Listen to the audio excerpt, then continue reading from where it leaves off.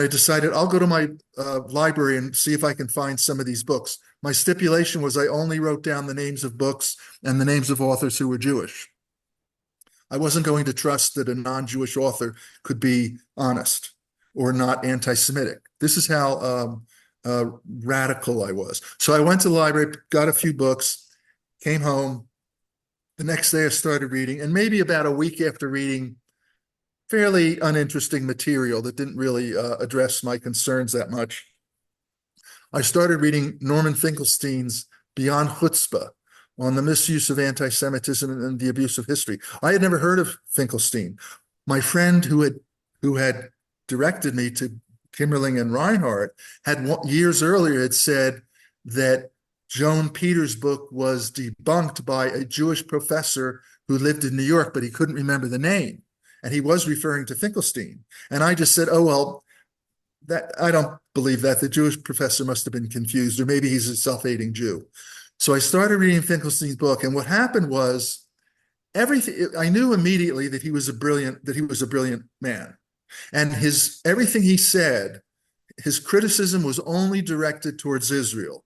There was no criticism of the Palestinian people at all, or the Arab side. And I was wondering, well, when's he going to speak out about the Arabs? But I couldn't put the book down because, number one, I'd committed myself to really studying the history as objectively as I could. And number two, I recognized in the first paragraph of the book that he was a brilliant man. Somehow I recognized that. So I kept reading. Plus, he documented all of his claims very meticulously. So his sources were organizations like Human Rights Watch, Amnesty International, B'Tselem, the Israeli human rights organization. And so I was reading and reading and reading. And as I was reading, I would go look online for the sources that he was citing in his book. So I'd go to the papers that Amnesty International, for example, that they had written on the subject. And I would look for the quotes he had taken from them. I was hoping that I would find him taking the quotes out of context or changing a word here or there to misrepresent what the organization was saying. Unfortunately, sort of, at least from that prior point of view, everything he said was impeccable. There was nothing that he was beyond reproach. So I continued reading, and at a certain point I was so absorbed in what I was reading that I allowed all the emotions that were going through me. I didn't resist at all. So I was going through shock at what I was reading. Oh my God, I've supported Israel all these years. This is what Israel's doing. Oh my God. And then anger at Israel for misguiding me all my life and getting me to support the maltreatment of Palestinians. Then my anger turned in on itself, and I got angry at me for being such a dupe and being so ignorant and never checking anything out. And then shame and embarrassment arose. And then finally, a great sorrow for the Palestinian people for all that they had been through. So the fact that you read the book, though I'm dubious you read the last two chapters because they're so tough.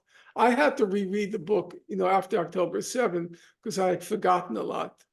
The book came out in 2018, and I needed to, as it were, arm myself for the battles ahead.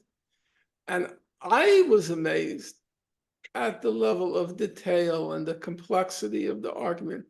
I think it's a great book. I don't care what anyone says. The mental investment, most authors, Professor Chomsky said, most historians are good clerks. They go through archives, and then what do? They arrange the material logically, what's called nowadays a narrative. There is no such thing as that in this book. Every paragraph has an argument. Worked out, trying to make sense of what's going on here. It wasn't a labor of love, it was a labor of anger. You write this in your preface or introduction, yeah. It wasn't a labor of love to complete this book. So angry at the lies, Right now I'm writing something on Joan Donahue, the ICJ president who claimed they didn't find Israel as plausibly. It's so hard. It's so, because a lot of the legal language is so purposely opaque so as to pretend that they're doing something profound, which they're not. So trying to work it through, and I struggle because no, she's not going to get away with it. And I do believe, I mean, this may sound like hubris again. I don't believe anybody else will ever do what I did. Do you know every report I read, I had to read at least 3 times? Yeah, I can totally imagine that.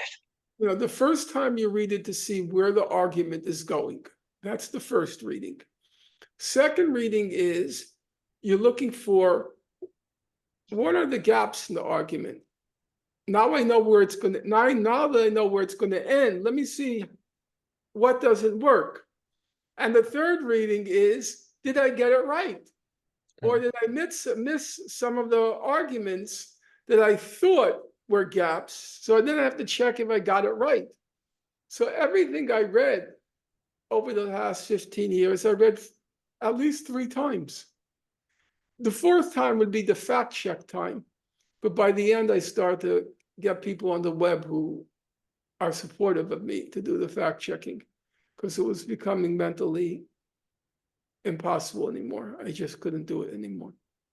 And now it's harder and harder and harder and harder. But it's an enormous mental effort, I can assure you. Thanks for writing this book. And